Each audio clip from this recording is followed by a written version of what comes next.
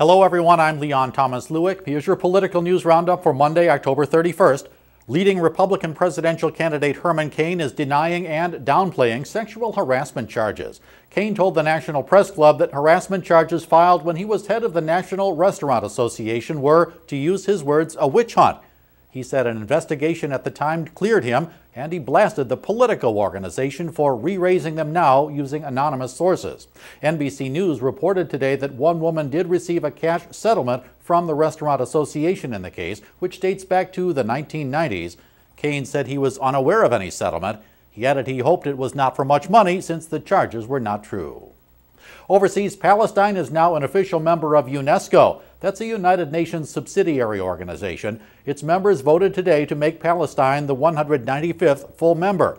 Approval comes despite a United States threat to cut off funds to the organization. If the U.S. carries out the threat, UNESCO will lose about $70 million, or 22% of its funding. A request by Palestine for membership in the full UN is still under review. The U.S. and Israel are opposed to that request as well.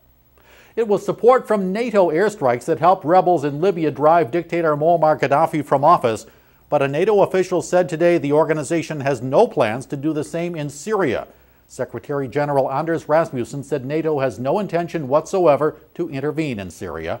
Anti-government protesters there have been under attack for months by forces loyal to leader Bashar al-Assad.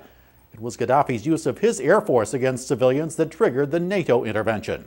Over the weekend, Assad issued a warning that Western countries would face what he called an earthquake from Syria if they meddled in its affairs.